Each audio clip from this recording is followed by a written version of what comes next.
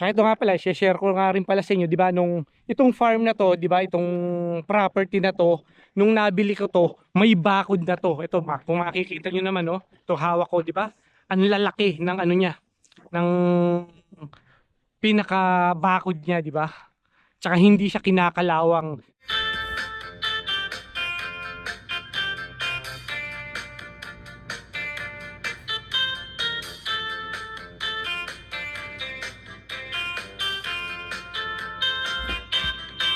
Ayan, magandang araw mga kapanyero. Welcome back po sa ating channel. Ito, nandito na naman tayo sa farm. Update lang yung mga ginagawa natin ngayon. Na ganun pa rin, yung pa rin ang ginagawa ko, yung paglalagay pa rin ng plastic, di ba? Yung mga nakaraang video natin, na ipakita ko sa inyo kung paano tayo maglagay ng black plastic sa mga halaman. Ganun pa rin yung ginagawa natin ngayon. Pero kanina pa ako rito, bali hindi na ako nakapag-video dahil medyo malamig kanina, masarap gumalaw. Dire-diretso na akong gumawa dun sa ano, sa area nung kapitbahay natin na yun. Siguro kalahati nagawa ko na, kaya ngayon lang ako nakapag-video.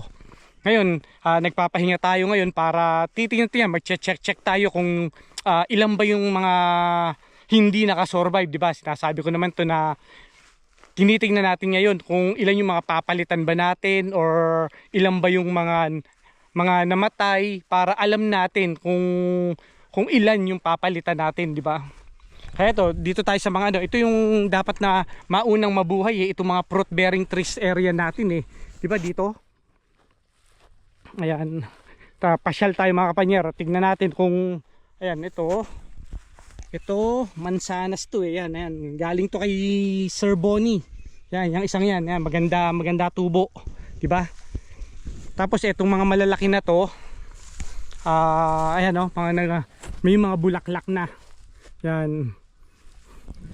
Kasi nung isang taon, 'di ba, nung dinala ko to rito, may mga bunga na to. Talagang ganito na siya kalaki, na talagang ine-expect ko na ayan, mamumulaklak na siya, 'di ba? Magbubunga na siya, na kagandahan naman, ayan. Maganda yung niya, yung pagkakabulaklak niya. Siguradong makakasurvive to ngayong taon na to. Syempre, hindi naman natin wag nating expectin na talagang tuloy-tuloy, 'di ba? Sabi ko naman dito na hindi naman 100% talaga na nabubuhay taon-taon, 'di ba? So hopefully na sana magtuloy-tuloy yung mga tanim natin ngayon. Pero sa mga nakikita ko sa mga paglalakad ko ngayon, parang kokonti lang ang nakikita kong mukhang papalitan natin. Tulad nito, meron niya siyang mga maliliit na dahon, pero hindi ako sigurado kasi iba yung kulay niya. Dapat to brown pagka ganitong mansanas, pero tingnan pa rin natin kung ano ang magiging resulta nito. Pero tamo, ang liliit pa rin ng dahon, di ba? Pero sana makasurvive. Dapat to ganito ganito na sana kalalaki man lang. Ayan to, mansanas din to, na ayan, apat itong dinala natin na iba-ibang klase ng mansanas, saka isang plum nga pala, di ba, nung nakaraan taon. Na ito rin ganda ito, ayan, mumulaklak na rin to. Sigurado to magbubunga to ngayong taon na to. Ayan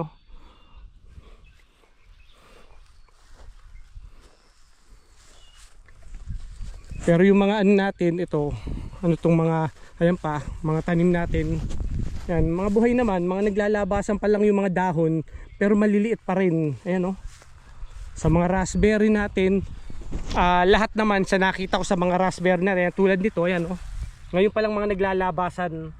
Ayan at least, di ba, maganda naman yung mga halaman natin ngayon. Yun lang mga yung mga nasa harapan lang na yun ang meron akong nakitang mga papalitan. Kaya update lang tayo sa mga nangyayari dito, sa mga pagde-develop natin, na ganun pa rin ang ginagawa natin. Mga mga 2 linggong punta ko rito, siguro puro pagpa-plastic pa rin, kasi nga sa dami ng halaman na itinanim ko na mga nagtubuan ngayon, mga nakasurvive ngayon, kailangan malagyan natin ng mga plastic, di ba? Paulit-ulit ko naman sinasabi na ganun nga yung ginagawa natin sa ngayon, di ba? Hindi pa tayo nagsisimula ng ng paggagawa ng mga ibang project natin, kasi nga yun nga yung tinatawag nating time management, na habang lumalago yung ugat niya sa ilalim, kumakapit yung mga ugat niya sa ilalim, tsaka tayo gagawa sa iba, kasi sayang yung panahon na kung uunahin natin yung iba tapos hindi makakasurvive yung mga tanim natin, sayang lang din, di ba? Kaya nga pagdating ng buong Mayo, talagang lalagyan natin ng mga plastic yung mga halaman natin. Tsaka yun, ayun, nakita nyo naman mga kapanyero, yan, mga naglalabasan na yung mga dilaw na yan, mga dandalayon, yan yung iniintay ko na maglabasan na bago tayo mag-mower dito. Pero yan, makikita nyo, mga naglalabasan na. Mahirap din kasi pagka nag-mower ka nang hindi pa naglalabasan yan, pagka mower biglang lalabas, yan yung mga yung mga masakit sa ilong. May mga lalabas kasi mga puti dyan na nagliliparan, yun yung masakit sa ilong. Kaya nga pagka ito naglabasan na yung mga puti na yun, hindi muna ako pumupunta rito. Yan ang ganda na, ang dami na, di ba?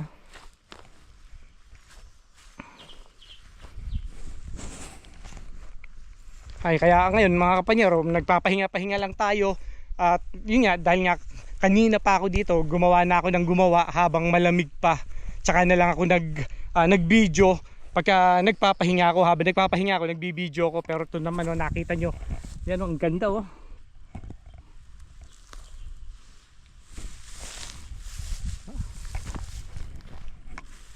Tapos ito kasi ang niyan, ang design niyan, di ba mga kapanyero, yan pine tree, tapos may halaman, tapos pine tree ulit, tapos ito na naman, yan yan, mga naglalabasan na yan, ayan, ganda mga sa next week yan, maganda na yan, mga nakalabas na mga bulaklak niyan.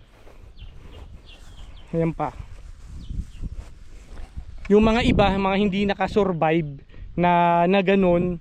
Pero titignan din natin kung makakakuha ulit tayo ng mga butong mailalagay, kasi yung buto niyan, ano ba mga 2 years na yan na lumalabas at lumalabas, mamatay ng winter, mawawala ng winter, babalik na naman na summer, ganun Pero ito, kung makikita nyo mga kapanyero, yan walang lumabas.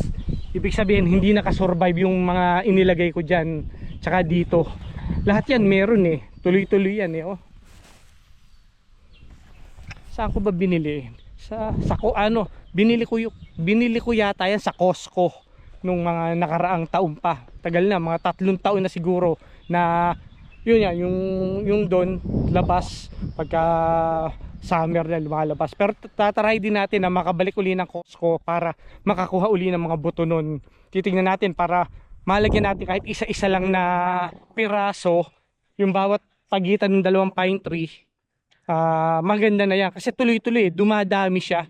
Kahit isa lang yung ilagay yung buto, siya, nagbabranch siya. Yan, tulad dito, ayan may lumabas. Kaya nga ganun mga kapanyero, ayan, palakad-lakad lang tayo habang pahinga-pahinga, habang nagpapahinga, nagche-check lang tayo ng mga natin, ng mga halaman natin, di ba? Ang init, grabe init ngayon. Nakita nyo naman yung sikat ng araw sa likod ko. May wala man lang akong makitang dilim na konting kulimlim, wala akong nakikita. Parang napaka matindi ang init ngayon. Ayun, yung sa kapitbahay natin ayun, lumabas na rin sila. Mga gumagawa na rin. Kasi mga ang tansya ko rito, ang mga naitanim ko rito na halaman, more or less mga 300 to 350 na maliliit na halaman na, di ba sabi ko naman sa inyo noon na wala naman akong ginawa noon kundi hukay dito, tanim doon, hukay doon, tanim dito, puro ganun ang ginawa ko. Talagang salpak lang ako ng salpak noon, kasi nga wala pang wala pa akong mai-design dito sa sa area ng mga hindi natin nalilinisan. Dito marami talaga na seedling dito sa area na to, kung makikita nyo. Tsaka yung paligid na yan, marami rito. Kasi nga ang nai-design ko lang naman, yung harapan ito, yung mga nalilinisan natin, yan lang naman talaga ang nai-design ko. Pero dito walang design dito eh. Salpak lang ako ng salpak eh. Oh, pero diretsuhan yan naman ang kagandahan. Kung makikita nyo yan, yung mga pula na yan, isang diretso. Yun nga lang, maliliit lang din, di ba? Pero ang importante naman buhay, di ba? At least may nakikita akong mga bagong dahon na sumusulpot. Yun ang importante. Tingnan uli natin dito, maglakad-lakad uli tayo habang i-share ko uli sa inyo habang nandito tayo para makita nyo rin kung ano yung mga development dito, di ba? Kung gaano yung laki, gaano yung inilalaki ng mga halaman natin. Pero sa area na to mga kapanyerto, sa nilalakaran kong to, ang dami nagliliparang mga ibon. Ano nga pala nila ngayon? Yung pangingitlog nila, yung season nga pala na to, pangingitlog nila. Kaya ito yung mga area na to mga kapanyero, maraming mga itlog dito.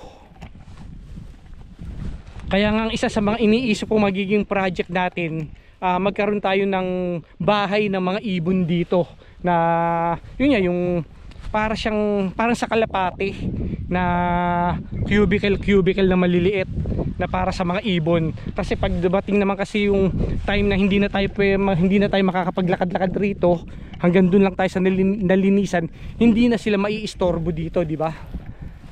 Basta ang importante, buhay yung mga halaman natin dito. Meron silang plastic na nakalagay. Hindi na tayo maglalakad-lakad rito sa area na to. Yan, tulad dito, ang bilis ng paglaki rito. Yan o. Itong mga to, yung dito mga kapanyero, ito yung pinakadulo natin ng area. 2 taon pa lang ito. Itong mga halaman na yan. Yan o. Hanggang doon, dire-diretso yan. Hanggang sa kabilang kapitbahay natin na yun. So 2 taon. Tapos yung isang area na yon parang 3 taon, tas doon 4 na taon yung harapan. Yan o. Pero dahil nga dito, dahil nga ito 2 taon, tas nalagyan kagad natin ng plastic, napakabilis ng laki. Kung makikita nyo, mas malaki pa yung yung mga halaman dito sa kinatatayuan natin na pinakadulo na 2 taon pa lang, mas malaki pa kaysa dun sa harapan natin na 4 na taon na. Ganun ganun yung nangyayari. Kaya nga yun nga, sana magtuloy-tuloy ang rito, ang pagtubo dito sa area na to. Pero tsaka ang kagandahan pa dito sa area na to, wala akong nakitang papalitan dito. Puro buhay. Ang gaganda ng tubo, ang lalaki ng dahon dito sa area na to.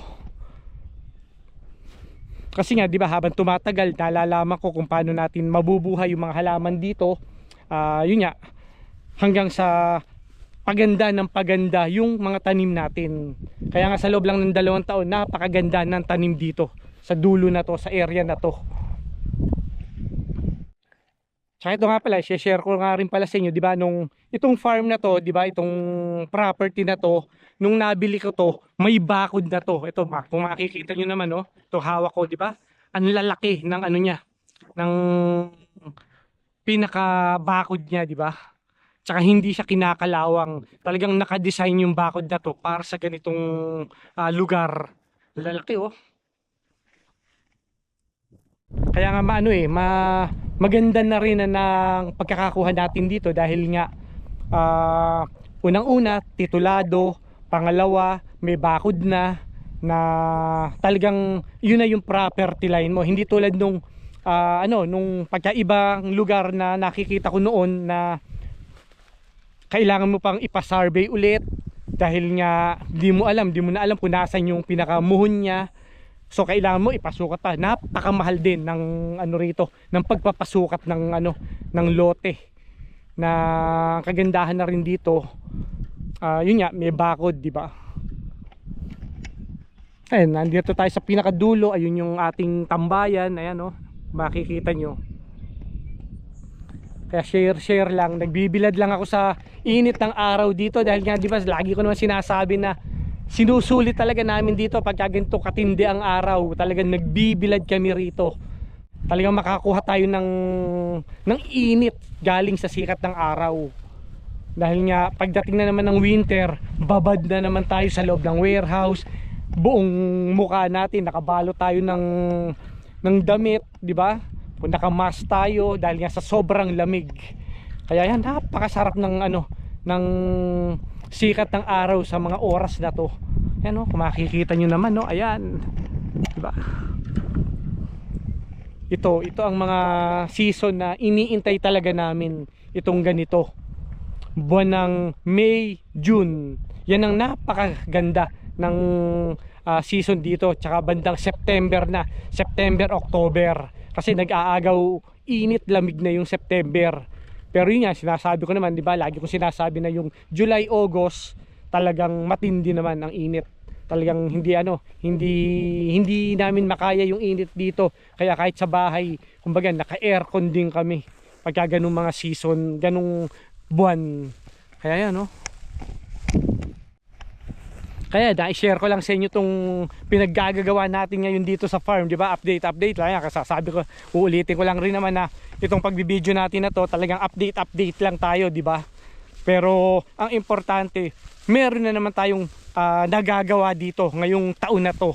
Ayan mga kapanyero, balik na tayo rin sa area natin para magmerienda muna tayo, kumain muna tayo dahil nga umalis ako ng bahay anong oras ako umalis ng bahay?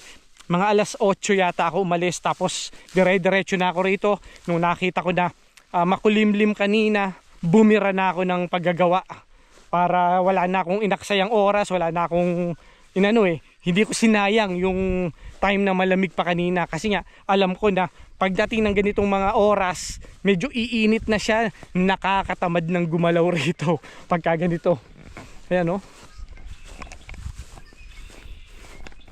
Ay, nakita nyo naman to, ayan, mga halaman natin.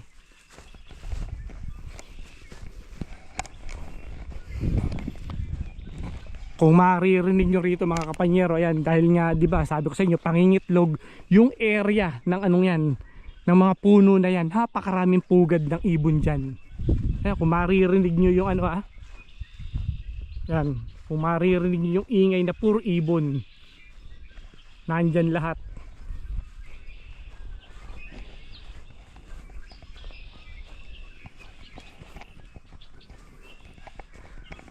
Kung bago ka lang sa ating channel, huwag nyo naman kalimutan mag-subscribe. Pakipindot naman nating subscribe button para suporta sa ating channel, di ba? At ganoon din mga kapanyero, para masubaybayan nyo yung patuloy nating pagde-develop rito, unti-unti sa Deladinco Farm, di ba? Dahil nga ito ang libangan natin dito, yung laruan natin dito sa lugar na to. Ayan, kung makikita nyo, ito pa yung isang aayusin nga pala natin, di ba? Ayan, sabog-sabog pa rin, di ba? Hindi ko malaman kung paano ko rin aayusin yan, kung papalitan ko ba, kung paano ko i-arrange yan, di ba? Kaya yan mga kapanyero, maraming salamat. Hanggang sa muli.